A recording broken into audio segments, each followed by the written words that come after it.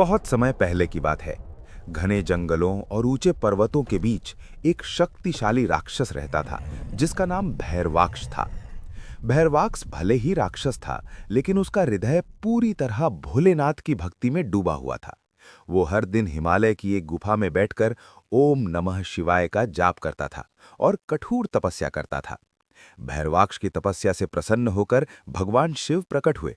उन्होंने कहा, भैरवाक्ष, तुम्हारी भक्ति से मैं बहुत प्रसन्न हूं। मांगो, क्या वरदान चाहते हो? राक्षस ने हाथ जोड़कर कहा, प्रभु, मुझे इतनी शक्ति दीजिए कि कोई भी देवता या दानव मुझे युद्ध में पराजित न कर सके। भोलेनाथ ने उसे वरदान दे दिया, लेकिन समय के साथ साथ उस शक्ति का अहंकार भैरवाक्ष के मन में आ गया। उसने अपने बल से तीनों लोकों में भय फैलाना शुरू कर दिया। देवता और ऋषि मुनि उसकी शक्ति से परेशान हो गए। सभी देवता मिलकर भगवान विष्णु के पास गए और उनसे प्रार्थना की, प्रभु, भैरवाक्ष को महादेव का वरदान मिला है। अब वही तीनों लोकों में विनाश कर रहा है। कृपया इसका अंत कीजिए। भगवान विष्णु ने शांत मुस्कान के साथ कहा, जिसे शक्ति मिली है उसका संतुलन भी आवश्यक है।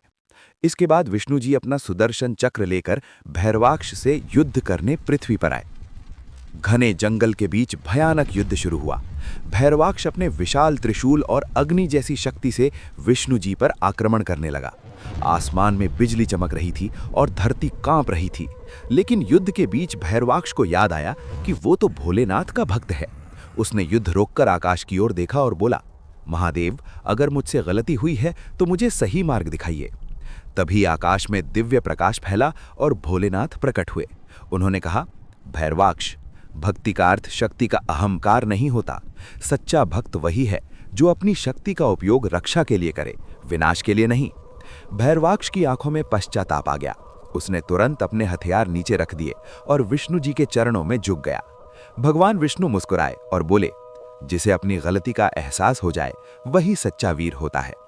इसके बाद भैरवाक्ष ने प्रण लिया कि वो अब अपनी शक्ति का उपयोग केवल धर्म और निर्दोषों की रक्षा के लिए करेगा। और इस तरह एक भयानक युद्ध बिना विनाश के समाप्त हुआ और संसार को ये शिक्षा मिली कि भक्ति के साथ विनम्रता भी जरूरी है।